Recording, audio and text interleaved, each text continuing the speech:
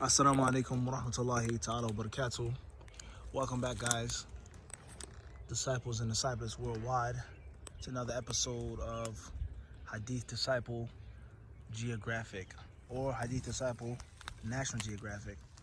Alhamdulillah, we're trying our best to provide you with some natural and organic footage of Allah's amazing and breathtaking creation. Here, we've been blessed today to see a few ponies, some nice, fuzzy, hairy ponies. MashaAllah, look at the beauty, look at the richness of his coat. The brown, the white, the beige. Then in the far distance, we have some cows. Look at that one. That's a milk cow. Then we have another cow in the back, another furry one. And then we have what could be disputed and argued on. Is it a bull with the horns? Is it a yak? Yakety yak. Remember that back in the day? Don't Talk Back? The childhood song about the yak. When's the last time you seen a yak in person? Have you ever seen a yak in person? Allah knows best, huh? Do not feed the animals. Strict dietary needs required. You got that? Don't feed the animals. MashaAllah. It's beautiful, right? Nice and furry, fuzzy, peaceful. Look at those horns. SubhanAllah. Look at those horns. Allahu Akbar. Wow. They said moo, huh? Come on, guys. If you're not from the country, keep it real. When's the last time? Allahu Akbar. When's the last time you heard a cow go moo in real life? Not in a movie or a cartoon, but in real life. Just stop and reflect, man. Think about that. How Allah made it, created it, the purpose of it, and what it provides for humans. How many verses in the Quran talk about cows and cattle? Rather, it's a whole entire surah, Surah Al-An'am. Chapter number 6 is about the cattle. And of course, that surah, it establishes the correct belief regarding cattle, the correct position and stance regarding the blessing and the virtue, the practicality in utilizing the cattle, and it also debunks and refutes the different myths and the false creed, the batil aqidah of the people of shirk concerning cows. These cows are for Allah, these cows are for the idols, these sheep, these goat.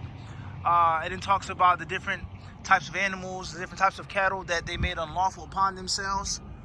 This is one of the reasons why some scholars say that chapter 6 could possibly be a Madani surah and not a Meccan surah. And then many scholars, if not most of them, say it was revealed in Mecca. It talks about the mushrikun. It's historically documented to be in Mecca and not in Medina. But some of the ulama, they hold it problematic, whereas how can the surah talk about Ahl Kitab with that type of detail? Here is not a class on tafsir. It is not a session or seminar on tafsir. Here we're only just bringing up these quick fawaid. Fawaid Janabi. Look at this one. Allahu Akbar. Allah. Look at that. Look at the beautiful color of our friend right here. See the hooves? SubhanAllah, look at that. He's friendly.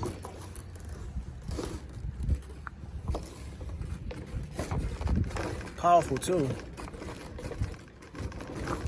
Allahu Akbar. So even when you slaughter, and you have to be gentle to the animal, you have to be assertive.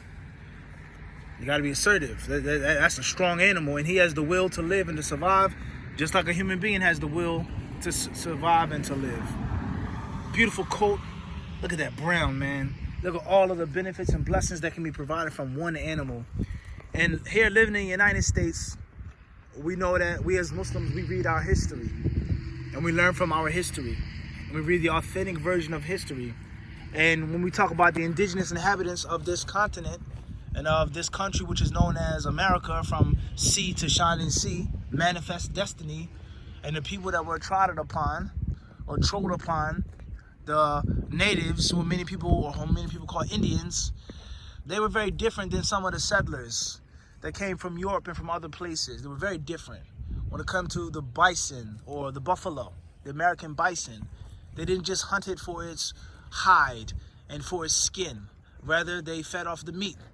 And we know that the bison was a major breaking point in their civilization, in which it provided an almost limitless amount of rich protein. So they could increase their population. They grew stronger. all right? And that helped them grow and flourish. And they used the fur, they used the skin, the hide, the bones, the intestines. Everything about the bison was utilized, from the teepee to the cooking pot to the cauldron to the spear to jewelry, decorative ornaments. Everything was used from the bison. And unfortunately, some natives, just like other people in different parts of the world, it lead them to believing that it was some type of divine animal or sacred animal because of what it did. And we're not here to discuss that. Of course, we know that that's Batil. Allah created the cow, Allah created the bison, and that proves that He's one and He deserves worship. So we're not Hindus. We're not of the different ancient polytheistic religions and creeds. But the point is that they knew the magnificence of the animal and what the animal did and what the animal provided. And instead of thanking the creator, they ended up thanking the animal. Many of them, not all of them, but many of them. What's important is, the point that I'm trying to get across, guys, is that just look at the animal, man, subhanAllah, and just think about what it gives the human. Milk, huh? And Muslims, we do not believe that milk is harmful to the human body. He doesn't agree either. He got angry. We don't believe that. This type of processed milk, pasteurized milk, cows living in dens, there's 50 of them, crowded, being fed this thing, and this type of antibiotic and chemical is a different story. But Allah would never use milk as a blessing and reminding us of His oneness and His greatness, and it will be harmful to the human body. The Prophet told us about the man whose stomach did not agree with the honey. He says that your brother's stomach has lied and Allah has spoken the truth. So the milk is a blessing. The milk is the means of strength, of energy, of nutrition. And there lies no doubt Muslims believe in milk does a body good. Muslims, we are not vegans. We do not believe in that falsehood, is that these things harm and kill and destroy the human body. And if you do believe that, only Allah knows if you can even be a Muslim. To think that Allah's blessing is a curse, and to think that Allah's bounty is a means of ruin and destruction for the human body. What's important, guys, we're not here to discuss these matters in detail. I just want each and every one of you to enjoy the beauty and the splendor of these created beings that Allah made for us. The Muslims, His believing slaves, may Allah make His believing slaves. Look at these animals. Come on, guys. MashaAllah. Look at that. Huh? Look, I got an itchy head. Look at a pony. MashaAllah. Look at those horns. Allahu Akbar. So guys, in the comments, let's see, what is this? Is this a cow or a yak, huh? If you think it's a yak, please give us your comments. What do you think it is, a yak or a cow or whatever, huh? Oh, look at those horns, man. Long horns, huh? Allah. MashaAllah. Look at the peaceful serenity. And like we said before in the other videos, I'm not trying to talk you guys to death. We have racial coexistence and no distinction between the colors. He's brown and white. He's black and white. He's beige. He's dark brown. Everyone getting along, living as one because they have one creator. And in most cases, these animals have more things in common than they have not in common. And that is one creator, one purpose, one existence. They eat the same thing. They live in the same area. So why fight on what we look like instead of living with each other? Allah surely knows best. Until the next episode, guys. Allahu Akbar. Assalamu alaikum wa rahmatullahi wa barakatuh.